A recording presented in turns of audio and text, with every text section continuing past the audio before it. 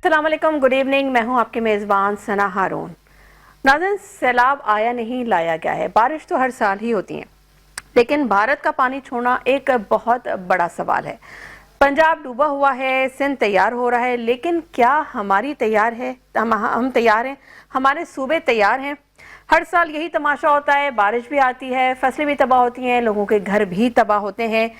हुकूमत ऐलानात करती है और फिर सब भूल जाते हैं।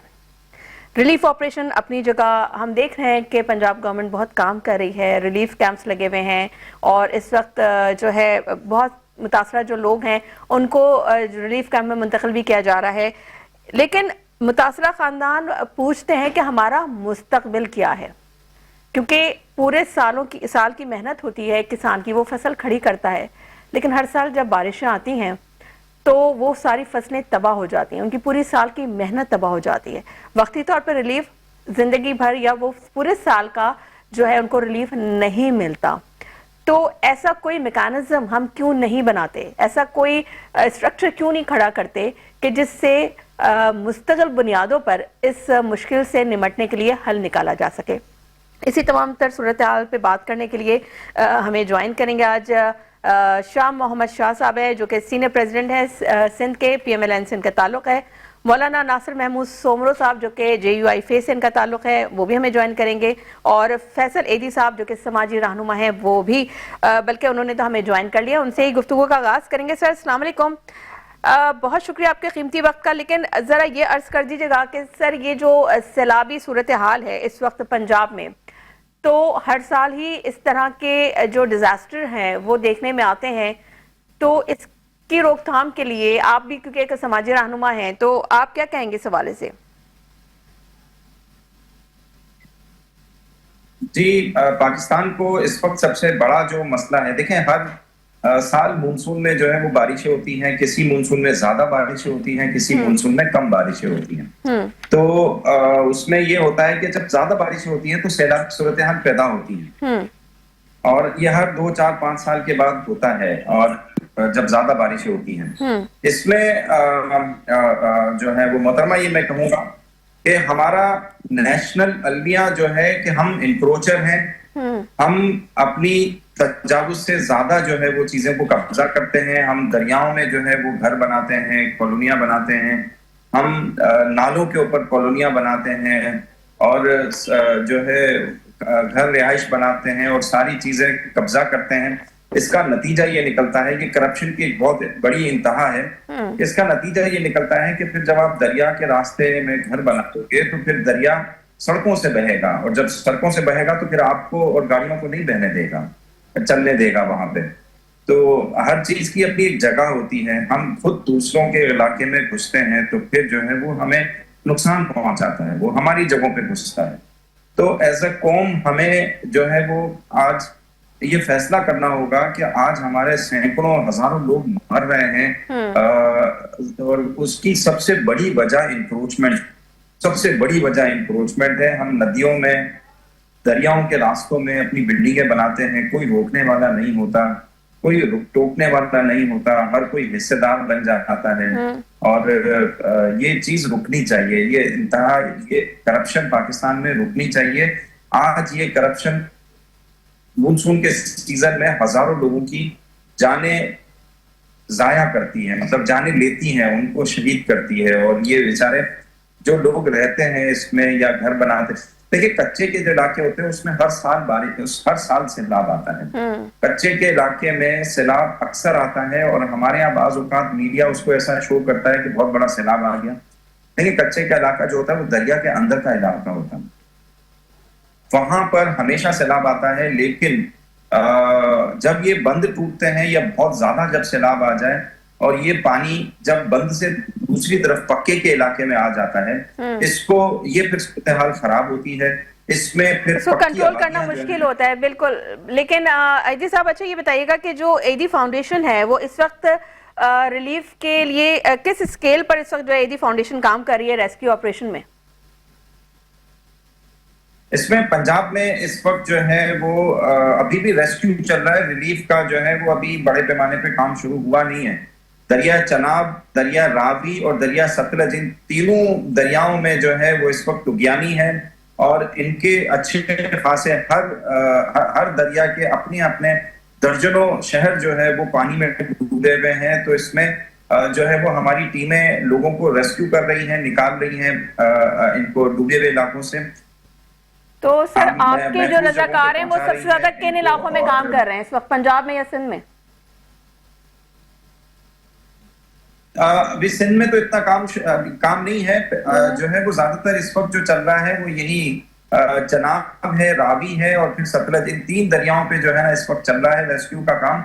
और मुख्तलिफ शहर हैं, जैसे अगर रावी का ले तो नारोवाल है, करतारपुर है, लाहौर है, शफीकाबाद लाहौर के इलाके, जो Farrukhabad, park view society, theme park society, लोहार वाला, और फिर अगर आप चनाब की बात करें तो सियालकोट, वजीराबाद, मंडी बहाउद्दीन, ये खानकी बैराज, जंग, चिन्योट, ये सारे इलाके मुतासिर हैं। इनके कच्चे इलाके भी मुतासिर हैं, इनमें बहुत सारे इलाकों के पक्के इलाके भी मुतासिर हैं, क्योंकि पानी इस दफा बारिशें भी बहुत ज्यादा हुई हैं और बारिशें जो है उसकी वजह से भी जो है वो सैलाबी सूरत हाल पैदा हुई है। सतलज के जो गंडा सन बॉर्डर है, जय सिंह वाला है, ये इलाके जो है वो जेर आब आए हैं और दोनों बारिशों की वजह से भी और जो इंडिया ने पानी छोड़ा है उसकी बहुत ज्यादा तादाद एक साथ छोड़ी है। अगर वो थोड़ा थोड़ा करके छोड़ता है ना तो इतनी बुरे हाल, इतनी तबाहकुन सूरत हाल ना पैदा होती। सर मसला सारा यही है कि बेशक बात आप वजह कर रहे हैं, लेकिन हम हमेशा की तरह जो है मतलब इल्ज़ाम तो नहीं कहूँगी, लेकिन हम सॉफ्ट कॉर्नर ढूंढते हैं अपने लिए, अपनी कोताहियों पर जो है उसकी पर्दापोशी करने के लिए हम हीले बहानों ढूंढते हैं कि जी उसने पानी छोड़ दिया, वो कम छोड़ता तो कम तबाही होती है। लेकिन हम अपनी तसी कब करेंगे, हम अपनी इस्लाह कब करेंगे, हम कब डैम्स बनाएंगे? भारत जो है डैम्स पे डैम्स बना रहा है और हम सियासत में उलझ कर रह गए। देखें जो है वो हम डैम बनाएंगे, अगर हम कालाबाग डैम बनाएंगे तो वो तो पंजाब के वेस्ट में है, वो ईस्ट में थोड़ी बचाएगा किसी को। और यहाँ पर जो है वो अगर हम डैम बनाएंगे तो फिर साउथ का पानी रुकेगा, साउथ का पानी रुकेगा तो फिर जो है वो नीचे साउथ में सारी जिंदगी जो है वो पानी के ऊपर है।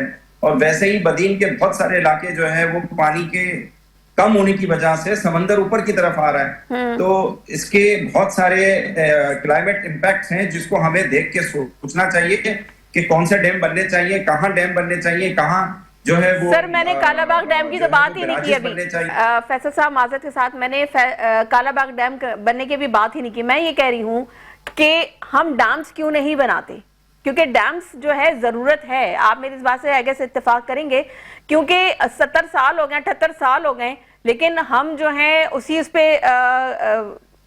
पैराहे पे हम चल रहे हैं। अगर हम कंपैरिजन करें इंडिया से, इंडिया डैम्स पे डैम्स बना रहा है, जबकि हमारा सिंतास मुआहदा भी है, उसके बावजूद वो डैम्स बना रहा है, लेकिन हम नहीं बना रहे। तो उसकी क्या वजह है?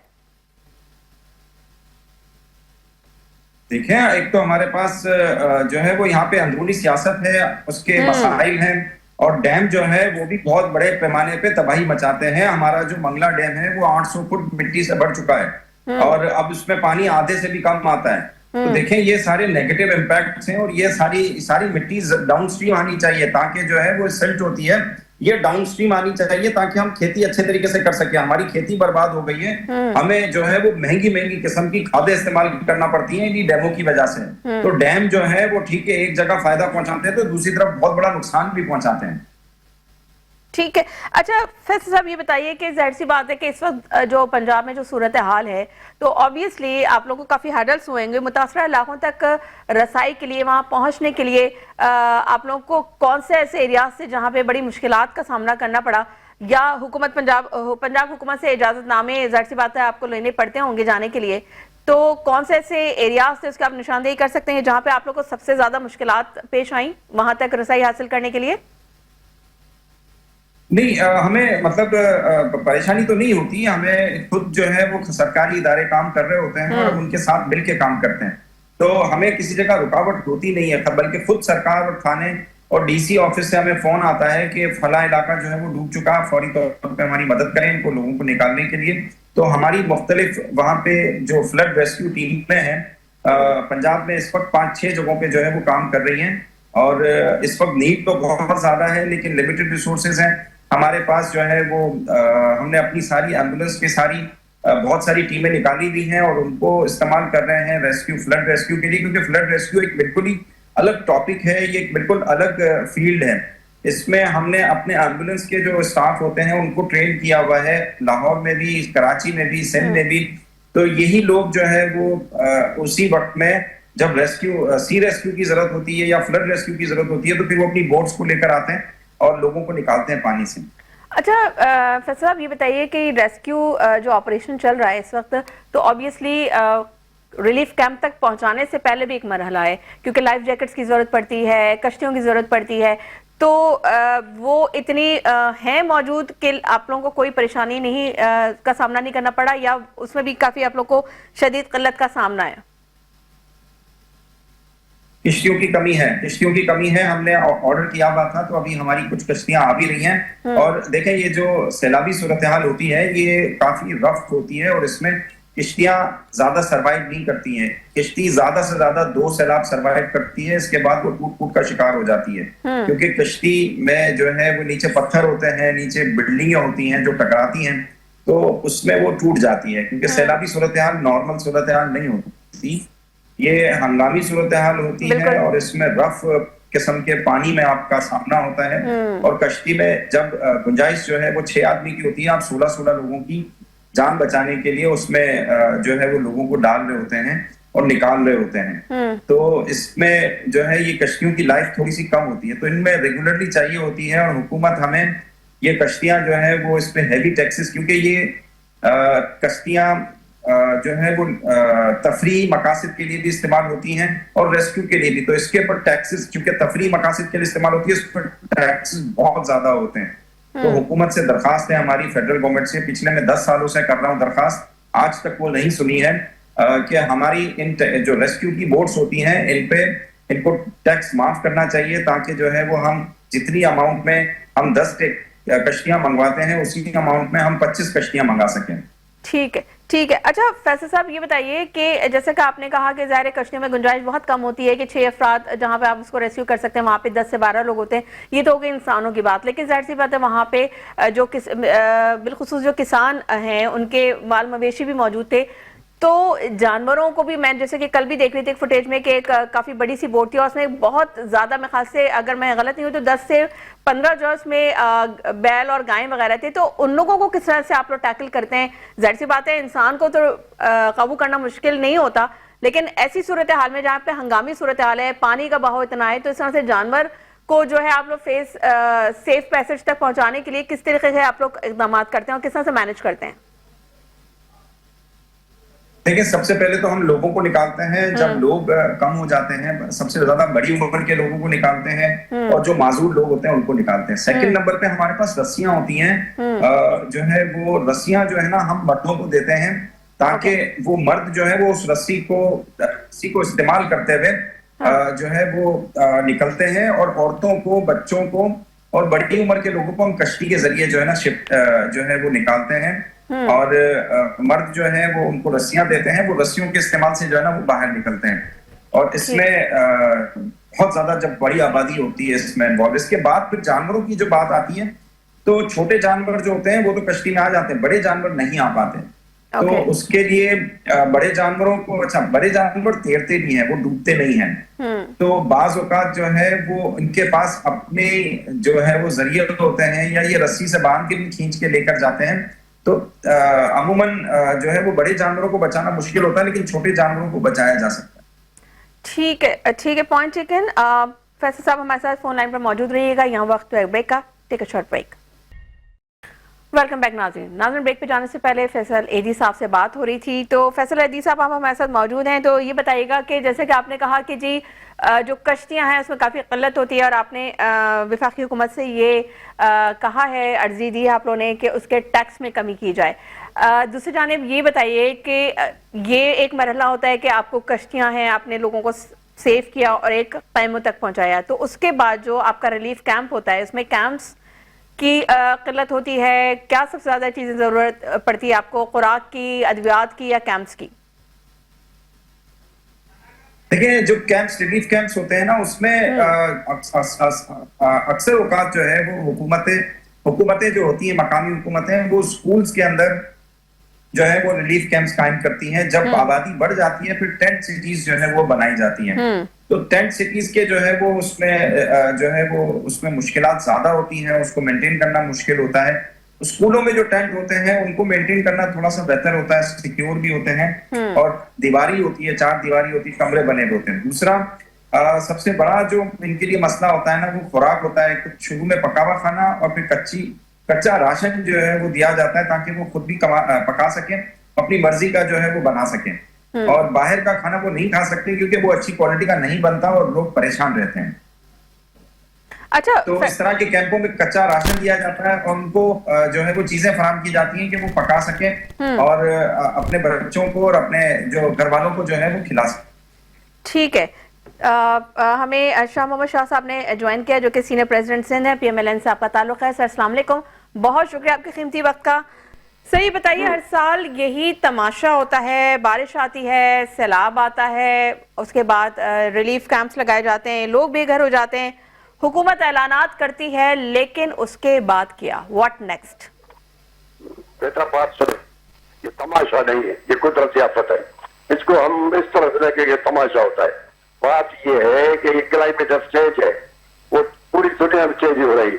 अभी एक दूसरी बात, ये जो हुआ है अभी बारिश और सैलाब है, उसका सबब ये है हिंदुस्तान है। इंडिया जो है, इंडिया ने सतलज, रावी, उसमें बगैर किसी से बगैर को पानी छोड़ दिया है।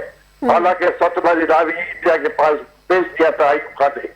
अभी दूसरी बात यह है कि इंडिया आज त्रस की वार में कर रहा है, त्रस की वार में कभी दहशतगर्दी कर रहे, कभी ये कर रहा। आपका सबसे बड़ा दुश्मन हिंदुस्तान है। हिंदुस्तान ने जानबूझ के ये मामला किया है कि पाकिस्तान की इकोनॉमी को तबाह किया जाए, क्योंकि पाकिस्तान की इकोनॉमी बहुत मजबूत होती जा रही है।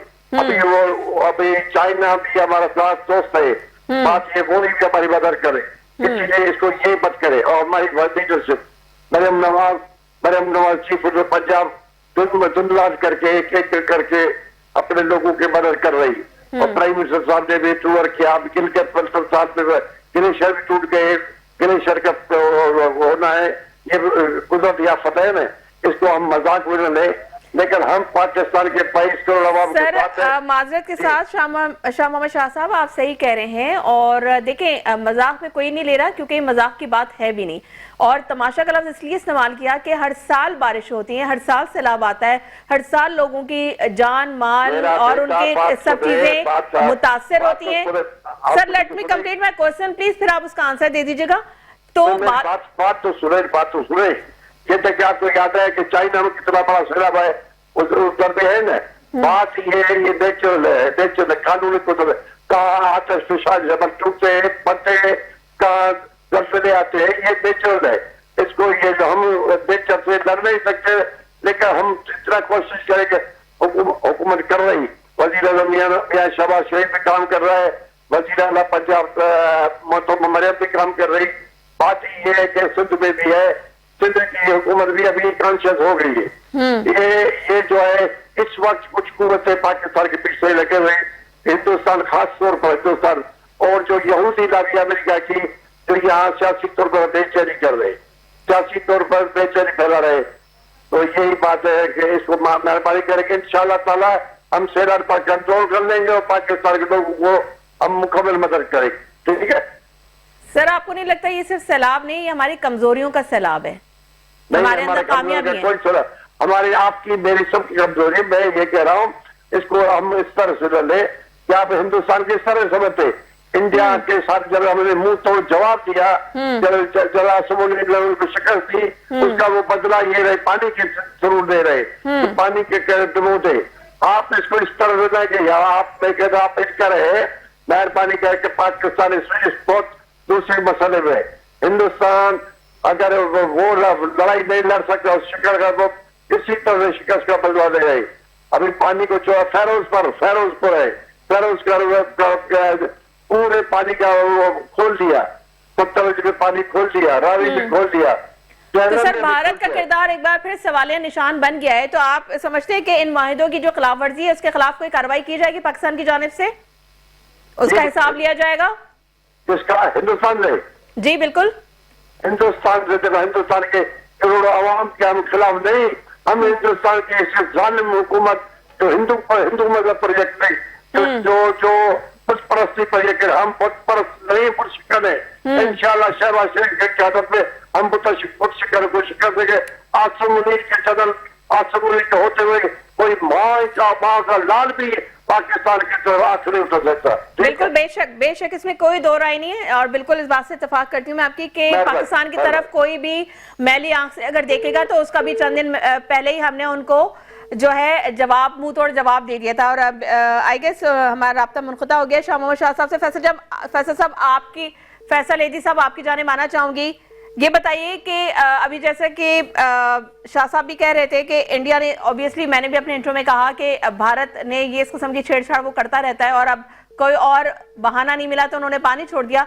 लेकिन ये जो सवालिया निशान उठता है भारत के जानिब, तो पाकिस्तान जिस तरह से भारत ने मुआहदों की खिलाफ वर्जी की है तो इसका पाकिस्तान भी हिसाब लेगा। और इसके अलावा जो दुनिया को भी सारी चीजें नजर आ रही हैं तो इसके ऊपर इंटरनेशनल कम्युनिटी को भी कुछ बोलना चाहिए।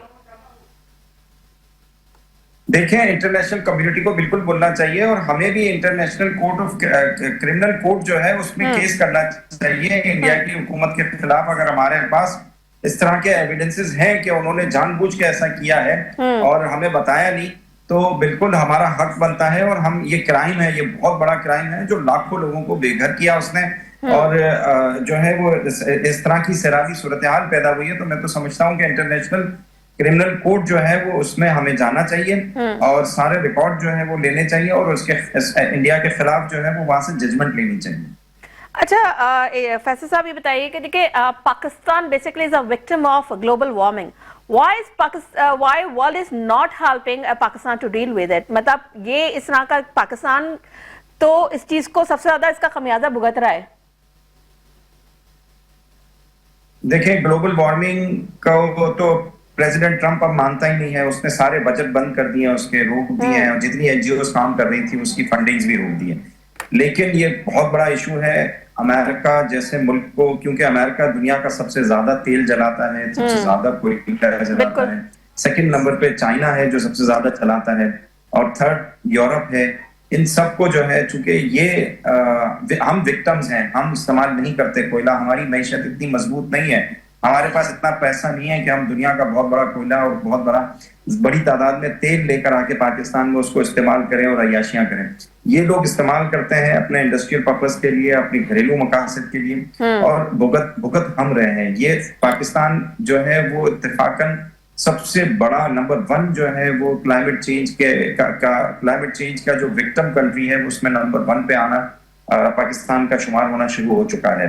और इसमें इंटरनेशनल कम्युनिटी को भी करना चाहिए और कोयले का इस्तेमाल दुनिया में कम होना चाहिए। जो भी एनवायरमेंटल इम्पैक्ट करने वाली चीजें हैं जो ग्लोबल वार्मिंग को इंक्रीज करती हैं उसको रोकना चाहिए और हमें रिन्यूएबल एनर्जी पे जाना चाहिए। पाकिस्तान अभी तक रिन्यूएबल एनर्जी पे इन्वेस्ट पाकिस्तान की सबसे कम है। पाकिस्तान को रिन्यूएबल एनर्जी पे जो है वो प्लांट्स और जो है वो लगाने चाहिए ताकि हमारा कार्बन इमिशन जो है वो कम से कम हो।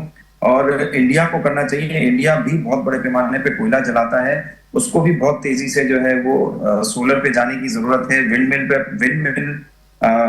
पे जाने की जरूरत है, रिन्यूएबल एनर्जी के सोर्सेज की तरफ जाने की जरूरत है, वरना हम इस दुनिया को इतनी बड़ी तबाही की तरफ लेके जाएंगे कि यहाँ पे करोड़ों लोग, इवन अरबों लोग जो है वो फिर कहत और इन बड़े बड़े तूफानों और एक्सट्रीम वेदर्स, चाहे वो गर्म हो या ठंडे हो, इन सब का सामना करना पड़ेगा और इसमें करोड़ों लोगों की जिंदगियां खतरे में हैं। और आज पाकिस्तान है, बहुत सारे मुल्क भी जो है वो खतरे में आएंगे।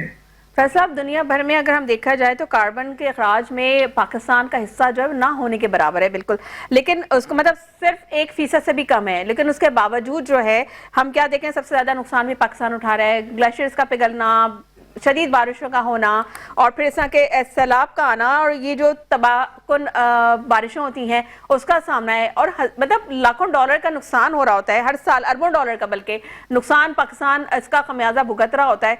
तो आखिर इस चीज़ के ऊपर जो है इसको ओवरकम करने के लिए कौन से ऐसे इनिशिएटिव्स हैं जो लेने की ज़रूरत है?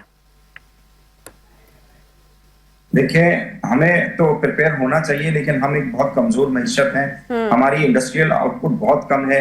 हमें जो दुनिया में सबसे ज्यादा कार्बन जलाने वाले मुल्क हैं उनका फर्ज बनता है कि जो दुनिया में सबसे ज्यादा इस वक्त क्लाइमेट चेंजेस के शिकार जो मुल्क हैं उनकी मदद करें और उनको सपोर्ट करें, उनकी आबादियों को सपोर्ट करें, क्योंकि हमारी आबादियों का बहुत बड़ा हिस्सा गरीब आबादियों पे मुश्तमिल है और हमारे पास रिसोर्सेज, हमारी गरीब आबादियों के पास भी बहुत कम रिसोर्सेज होते हैं। हमारे घर कच्चे हैं, हमारी माशी ताकत इतनी नहीं है कि हम पक्के घर बना सकें, हम सैलाब का मुकाबला कर सकें, हम मुश्किल जो मुख्तलिफ जो इन्वायरमेंटल तब्दीलियां आ रही हैं, अब जो हीट वेव्स आती हैं उसमें भी हमारे सैकड़ों हजारों लोग मारे जाते हैं।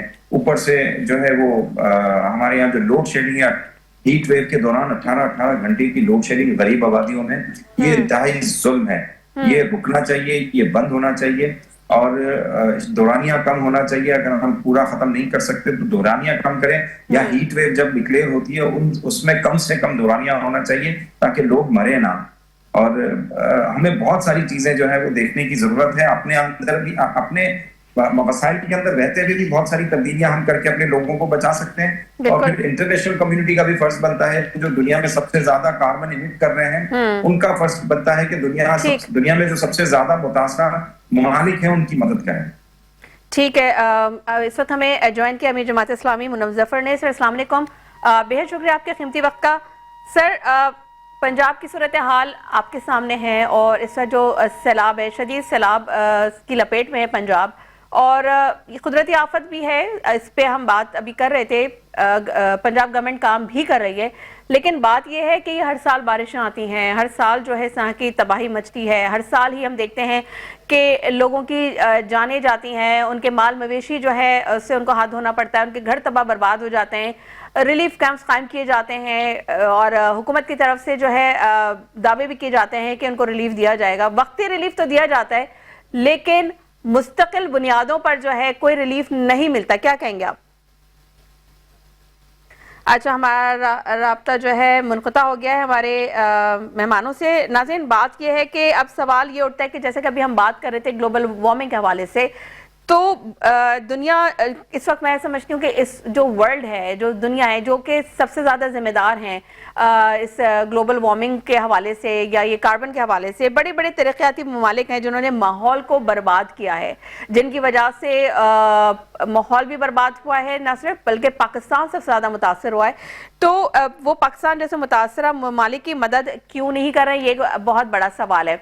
ठीक है, मुनव्वर जफर साहब ने हमें ज्वाइन कर लिया है। सर अस्सलाम वालेकुम, बेहद शुक्रिया आपके कीमती वक्त का। सर, आपको मेरी आवाज़ आ रही है? जी जी, आ रही है।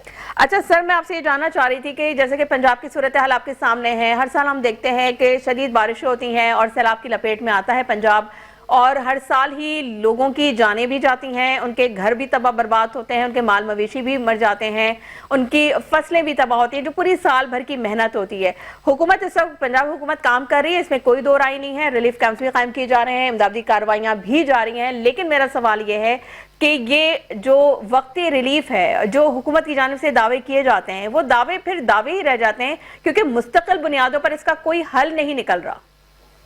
लेकिन ये तो फिर हुक्मरान तबके की जिम्मेदारी है ना कि ये मुस्तकिल हल निकालने के लिए सर जोड़ कर बैठे हैं और इसका मुस्तकिल हल निकालें। अब बारिशें होती हैं, सैलाब आते हैं और सैलाब आने के बाद तो लोग प्याज डूब जाते हैं, लोग घर बेघर हो जाते हैं। और आप ये तो देखें ना, बल्कि होता ही है कि जब तक अगर ये एनजीओ मौजूद ना हो ना, अब खिदमत फाउंडेशन है, बड़े पैमाने पर काम कर रही है, दीगर एनजीओ काम कर रही है, अगर ये एनजीओ ना हो तो ये हुक्मरान ये काम भी ना करें, ये सब लोगों को रिलीफ दिलाने का काम भी पूरी तरह नहीं कर सकते, ना रेस्क्यू करने का काम कर सकते हैं, ना रिलीफ दे सकते हैं।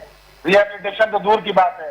आप देखें ना, सुबह 3 में 2022 में सैलाब आया, आज तक जो है वो लोग परेशान हैं, आज तक जो है वो जो स्कूल बह गए थे या जो घर बह गए थे, आज तक लोग परेशान हैं। और कहा जा रहा है कि हम 21 लाख घर फ्री में दे रहे हैं और ये कर रहे हैं, कब देंगे आप घर जो है वो कहते हैं ना, मर जाएगी मखलूक तो इंसाफ करोगे यार। तो ये तो सूरत हाल है हुक्मरानों की, लेकिन मुस्तकिल हल निकालना भी तो पार्लियामान की जिम्मेदारी है ना, कि बैठा जाए, मुस्तकिल हल निकाला जाए कि बारिश होती है, अब जाहिर है बारिश के नतीजे के अंदर जो पानी आता है इसको स्टोर करने का कोई बेहतर हल निकाला जाए, इनको स्टोर किया जा सकता हो। और देखिए वरना फिर होता ही है, 2 महीने बाद आप देखेंगे अभी बारिश हो रही है, सैलाब आ रहा है, 2 महीने बाद सूबे एक दूसरे को कह रहे होंगे कि फलाने सूबे ने हमारा पानी रोक लिया है, फलाने सूबे का मसला है। तो मुस्तकिल हल निकालना ये भी हमारी पार्लियामान की जिम्मेदारी है कि लोगों को बिठाया जाए, गुफ्तगू की जाए और लार्जर कॉन्टेक्स्ट के अंदर, इसके नतीजे के अंदर, ताकि लोगों की जिंदगियां भी महफूज किया जा सकें, लाइव स्टॉक भी महफूज किया जा सके और साथ साथ जो गांव डूब जाते हैं, जो देहात डूब जाते हैं, इनको भी महफूज बनाया जा सके। ठीक है मुनव्वर जफर साहब, ये बताइए कि अय्यूब खान के दौर में आपको याद होगा कि तरबेला डैम और मंगला डैम बने, आज 50 साल गुजर गए, उसके बाद हमने कोई ऐसा बड़ा मंसूबा नहीं देखा। तो आप क्या समझते हैं कि क्यों हुकूमत इस चीज को निगलेक्ट कर रही है, या कोई बड़े डैम्स क्यों नहीं बने? बड़ा तो दूर की बात है, यहाँ तो कोई छोटा मंसूबा भी नहीं बनाना। हर मंसूबा जो है वो उसके अंदर होता ही है कि एक मंसूबा बनता है, एक उसके हिमायत में खड़ा हो जाता है, एक मुखालफत में खड़ा हो जाता है, और हमारी इस्टेब्लिशमेंट, हमारे हुक्मरानों की सारी तवानाइयां लोगों को आपस में लड़ाने में सर्फ होती है कि एक भाई को दूसरे भाई से लड़ा दिया जाए, लेकिन जो करने वाला काम है ये काम नहीं करते। जिसके जिम्मे जो काम करने का है वो काम नहीं कर रहा, जिसको अदालतों को इंसाफ देना है अदालतें काम नहीं कर रही, जिसको जो काम करना है सियासतदानों को सियासत करना है वो सियासत ही नहीं कर रहे हैं, बच्चे सारा काम कर रहे हैं, करप्शन हो, लूटमार हो, ये सारा धंधा चल रहा है, लेकिन नहीं मिल रहा रिलीफ, तो आम आदमी को रिलीफ नहीं मिल रहा। और ऐसे वक्त के अंदर कि जब पाकिस्तान की 10 करोड़ आबादी सतह गुर्बत से नीचे जिंदगी बसर कर रही है, ये सूरत हाल है इस वक्त। तो जरूरत इस बात की है कि डिस्कशन किया जाए, गुफ्तगू हो और उसके नतीजे के अंदर कोई लॉन्ग टर्म हल निकाला जाए इन सारे मामलों के हवाले से। ठीक है, अच्छा दुनिया जो है इस वक्त, अगर हम ग्लोबल वार्मिंग की बात कर लें सर, तो देखें पाकिस्तान को जो है वो क्लाइमेट विक्टिम है पाकिस्तान इस वक्त, तो ये बात दुनिया को भी नजर आ रही है। तो दुनिया क्यों पाकिस्तान की फंडिंग नहीं कर रही? क्या पाकिस्तान ने आलमी फोरम पर अपनी सिफारतकारी जो है वो बेहतर तौर पे बात नहीं की? उनका जी मुनव्वर जफर साहब जी, आपको मेरी आवाज आ रही है? आ रही है सर, ये बताइए कि पाकिस्तान ने आलमी फोरम पर अपनी सिफारतकारी दुरुस्त तरीके से पेश नहीं की है, क्योंकि हम ये देख रहे हैं कि ग्लोबल वार्मिंग के हवाले से पाकिस्तान जो है सबसे ज्यादा विक्टिमाइज है, तो उसकी फंडिंग भी नहीं की जा रही है, क्या वजह है? बस देखिए ना, आप ग्लोबल वार्मिंग की बात की है, ग्लेशियर पिघल रहे हैं, गर्मी बढ़ रही है, मौसम तब्दील हो रहे हैं और इसी तरह सैलाबी सूरत हाल पैदा हो रही है, तेज बारिशें ज्यादा हो रही हैं। अब ये सारी सिचुएशन है और इस सिचुएशन में पाकिस्तान को चाहिए ना कि पूरी मतलब इंटरनेशनली आलमी सतह पर अपना मुकदमा, अपनी सफारतकारी बेहतर से बेहतर अंदाज में रखे, ताकि पाकिस्तान के अंदर जो मसाइल इसके नतीजे में हो रहे हैं उन मसाइल को ओवरकम किया जा सके। लेकिन बात यह है कि जब आप संजीदा ही नहीं होंगे, आपकी सारी तवानाइयां सिर्फ हुकूमतें बनाने में, हुकूमतें गिराने में, इन्हीं सारी चीजों में चल रही होगी, तो आप मुझे बताइए ना कि इन चैलेंजेस का मुकाबला कैसे करेंगे? मुकाबला तो दूर की बात है, ये इदराक भी नहीं कर पाते लोग। ठीक है, लेकिन सर ग्रीन क्लाइमेट के नाम पे और लॉस एंड डैमेज फंड्स की बात की गई थी, तो वो पैकेजेस कहाँ हैं? क्या महज ये सिर्फ एक दिखावा था? देखिए बुनियादी ये है कि अब आप अगर जंगल आप काट रहे हैं, दरख्त कट रहे हैं और आप उसके लिए ऑल्टरनेट पानी को महफूज करने के लिए कोई ऑल्टरनेट मंसूबा नहीं ला रहे, आप दरख्त उगा नहीं रहे, तो सिर्फ जबानी जमा खर्च से, लिप सर्विस से तो कुछ हासिल नहीं होता।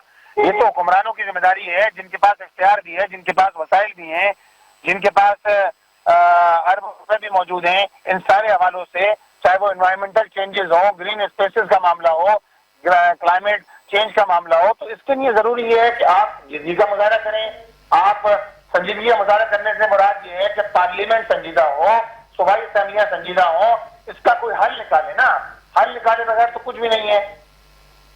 तो सर बात ये कि आप लोग ने, जब आप लोग भी एहतजाज पे जाते हैं और आप लोग ने कोई उनको मैकेनिज्म दिया, आपने आवाज बुलंद की, आप हम तो मैं शहर कराची की बात करूं, मैं शहर कराची के अंदर हमने अपने शहर के अंदर हमने लेट्स टर्न कराची ग्रीन के नाम से हमने कैंपेन शुरू की है, सदरकारी कैंपेन हमने शुरू की है कि हम जो है वो पूरे शहर में 1 लाख दरख्त लगाएंगे। अब ये एफर्ट तो जब जमात इस्लामी कर सकती है तो हुकूमत क्यों नहीं कर सकती? सर लेकिन एक तरफ दरख्त लगते हैं, दूसरी तरफ दरख्त काट दिए जाते हैं। देखिए, दरख्त काटना तो जो मंसूबे बन रहे हैं वो सारे मंसूबे ऐसे हैं कि जिनमें आप जब BRT के नाम पर पूरे शहर को खोद देंगे, हजारों दरख्त खोद देंगे, तो भाई ऑल्टरनेट भी करें ना। ऑल्टरनेट देना भी हुक्मरानों की जिम्मेदारी है कि जिनके पास इख्तियार है, जिनके पास वसाइल है, वो ऑल्टरनेट भी देना। आप ऑल्टरनेट दे नहीं रहे। ये काम भी जमात इस्लामी कर रही है कि शहरों के अंदर दरख्त लगाए जाए, ट्रीज प्लांट की जाए। सर लेकिन बात यह है कि जो देर पा हल है वही बात है कि जो एक मैकेनिज्म प्रॉपर बनना चाहिए। अच्छा, दूसरी बात ये कि हमने ये भी देखा है कि जो पानी के मुआहदे की अगर हम बात करते हैं, डैम्स की बात करते हैं, तो एक हुकूमत ये इस बात पे बात करती है कि ठीक है डैम्स बनने चाहिए, उस पर कुछ बातचीत शुरू होती है, लेकिन वो अगली हुकूमत पे डाल दी जाती है। तो आपको नहीं लगता, क्योंकि हम अगर इंडिया की बात करें तो इंडिया तो डैम्स पे डैम्स बना रहा है, लेकिन आपको लगता है कि अगर डैम्स बन जाएं तो थोड़ी सी सूरत हाल जो है कंट्रोलेबल हो जाए? जी जी, बेहतर है, बिल्कुल ऐसी है। डैम बनेंगे, सूरत हाल बेहतर होगी, पानी स्टोर करने की पोजीशन में होंगे। इस नतीजे में आप एग्रीकल्चर लैंड को जो है वो कल्टीवेट कर सकते हैं। ये सारी चीजें हो सकती हैं, लेकिन बस अगर बिल होगा तो वे निकलेगा ना, अगर बिल ही नहीं होगा तो क्या होगा फिर। लेकिन सर 1991 के जो पानी का जो मुआहदा हुआ था उसके बाद हमने तो यही देखा कि सूबे आपस में लड़ना शुरू हो गए। जी सर, आप मौजूद हैं मेरे साथ?